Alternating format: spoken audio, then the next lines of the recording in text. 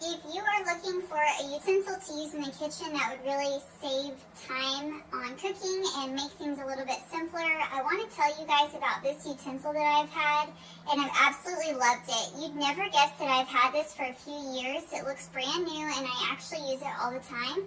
So this is a meat masher, and as you can see, I have some ground beef here, and all you do is push down. You can twist a little bit, and this just does a really good job of breaking up ground meat.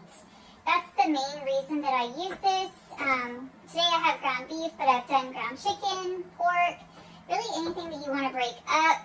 Another thing that I really like to use it for is mashed potatoes. So it does a really good job of getting down and breaking up any food.